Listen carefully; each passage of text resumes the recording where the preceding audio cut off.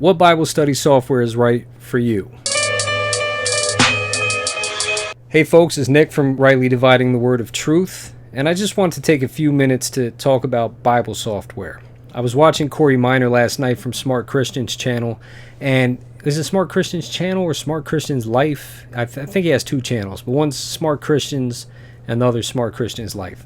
Either way, I was watching Corey, and he was saying how he uses accordance on his live streams, but only because it doesn't glitch out with the software that he runs the live streams off of. His preference is Logos, and he says it's not even close. So my experience is a little different. I've been using both for a very long time. I've been using Accordance for about 10 years.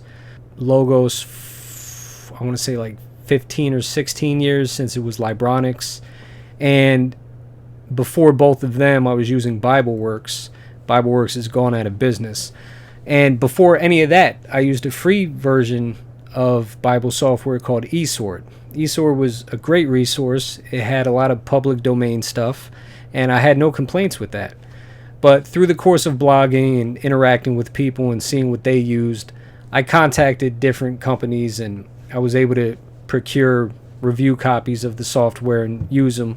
And I've used them all with great profit. BibleWorks has gone out of business, so Accordance and Logos are really the only shows in town right now. Now, I love them both, but for me, they do different things. Now, I'm going to share my screen with you, and I want to make this quick.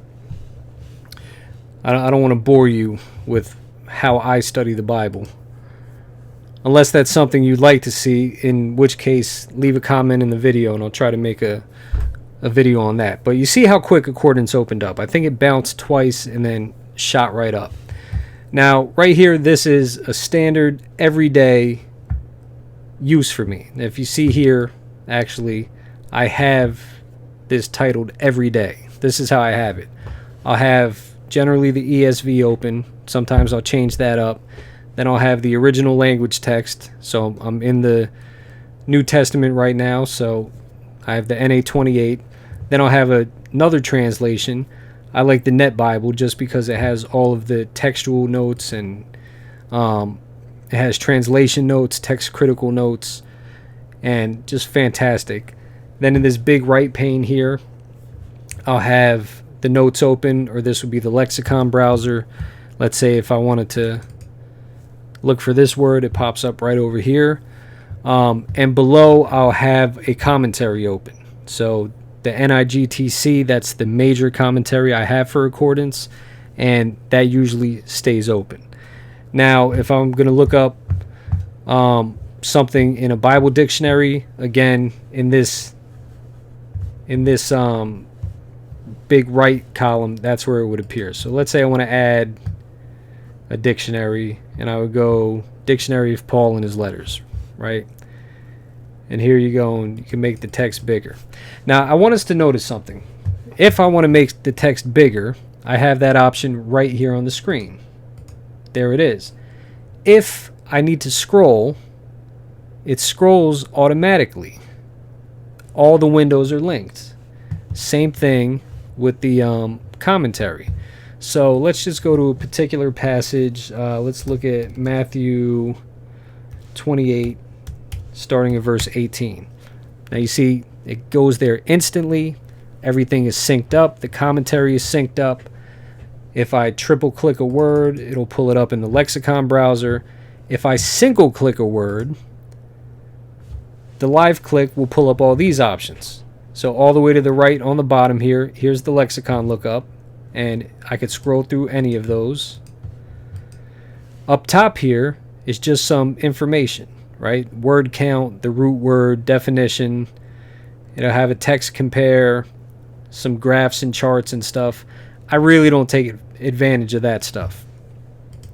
So I don't use the live click as much as I do triple click functionality. Now, that's my general everyday setup. But let's say I want to study the Apostolic Fathers. Well, here you go. Click over to that. I have a diglot set up. So I'll have it in English and then in Greek. Sometimes that's reversed. The Greek will be on the left, the English on the right. I'm not dogmatic about that. Same thing though, if I want to look up a word, triple click it, here it pops up. Same thing with the pseudepigrapha, right? If I open up the pseudepigrapha, here it is in translation, here it is in the original. Triple click a word, pops up in the lexicon browser. That's how I use Accordance. It's really that simple. I'll run searches, I'll do cross references. I don't use it for a lot of reading. And I have very few things that you would just sit down and read in Accordance. Now let me click out of that and open up Logos real quick. So let's go here. Logos 1. Yes, that's one long jump. And then it loads pretty quickly. Not quite as quickly as Accordance, but still very quick. I'm not crazy about it opening to the home screen. This is probably something I could change in the settings. I haven't taken the time to search that out and see if it's possible, but probably could. Now, I want to, let me see something here. If you want to go to your last thing, you come down here to this tiled thing, and it'll take you to what your last thing was, and it records a few different ones. So let's say I didn't want this one, and I wanted one from prior to this. I could choose from whenever it was, right? Say I can go back to December 2023. I don't want to do that. Now you'll see here I have pretty much the same setup going on, right? Just a diglot. But here's where Logos for me excels. It's a vast digital library. I have 2,855 resources. The majority of them, I don't want to say the majority, but a lot of them are like bloatware, things that I'll never look at, things that I'll never read or use, but that's fine. They're there in case I do need them. What's great for me, though, is having a bunch of commentaries, having a bunch of original language resources, having a bunch of things that I could read. So, for instance, if I look up, let's look up, there you go, von Balthasar. I have his whole Theologic and Theodrama series, and then a couple other ones, right? So I bought this package a few years back, and if I just want to read this, I can read it. But let's say, here we go. The church as the prolongation of Christ. If I want to make the text larger, I got to click this menu here. And then I have to go here. I'm not in love with that, right? On Accordance, it's right there. You just click it. Logos adds an extra step. Here's a feature that Logos has, though, that Accordance does not, at least to my knowledge. I can have this read to me. Be the church's prolongation of Christ, having spoken of the transposition of vision into faith, and of Christ's time into our time. We have already said some fundamental things about the way the church issues from, and is set on her way by, him who is the mediator between heaven and earth. All right, so you see that? That's super convenient, and you can adjust the speed. You can have it read faster or slower. But if my eyes are tired, or I just don't feel like it, or I want to pull it up on the mobile app and have it read to me, that's an option. Super helpful.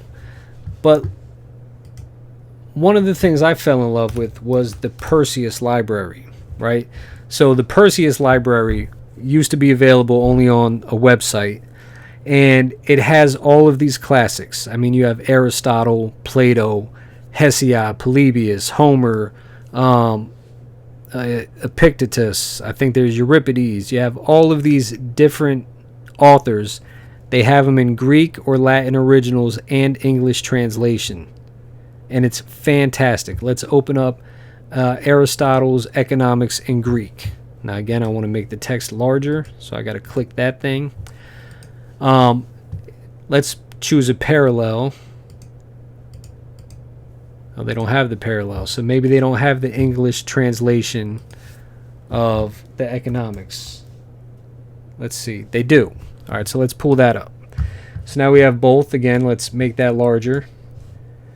But to link them, now you'll notice if I scroll one, the other doesn't scroll with it. Again, you got to go to this menu. You got to set the link. So set them both as A. Now they scroll together. For me, that's a bit of a headache. I would like them just to be automatically linked and scroll like Accordance does. Is it a huge deal? No, but it takes a little more time. But, here you go. I could read Aristotle in Greek, and I could read him in translation. Fantastic. Boom. But the great thing about this is, like, let's say I want to pull up Craig Keener here, right? Pull up his Acts commentary. Now, Craig Keener is famous for knowing pretty much every ancient text that exists, and he cross-references them quite frequently. So let's see if I could scroll through here and find a reference to something I might have in the Perseus library.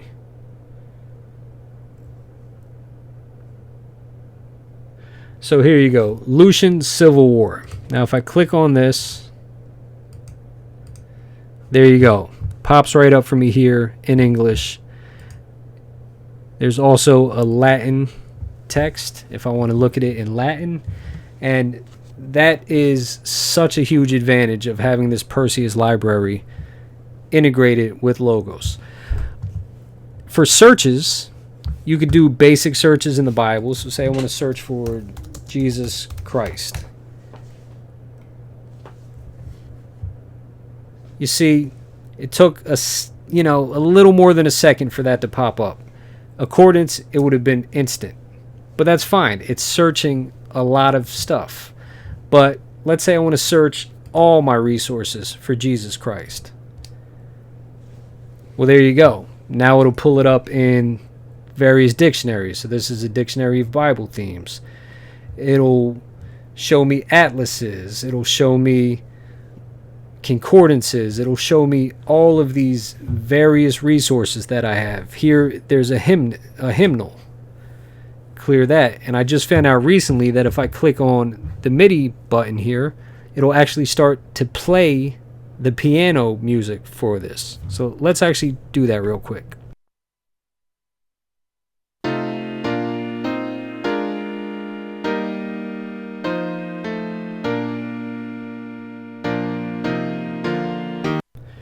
All right, so that's pretty cool, right? So Logos does a lot, and it does a lot more than Accordance does. And let me bring myself back up here.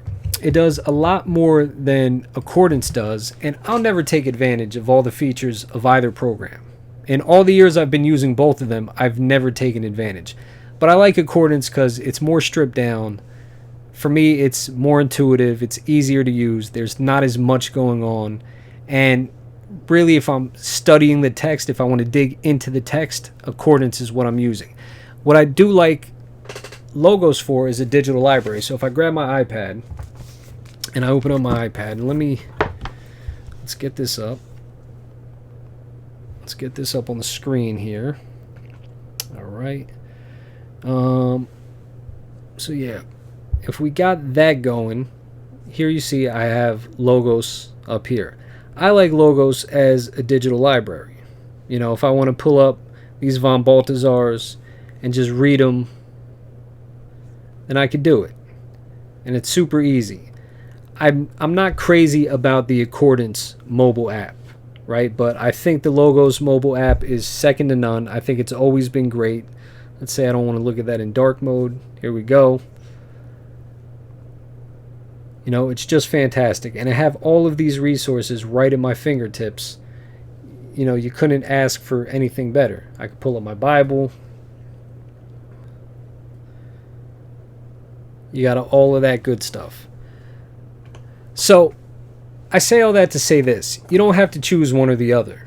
If you have the resources, get both. I'm pretty sure that there's a free version of Logos that you can get. I'm sure it's stripped down and you're not going to have all the resources. One of the great things about Logos, though, is that every month they offer a free book. And if you have Verbum as well, that's the Catholic version of Logos, they also offer a free book.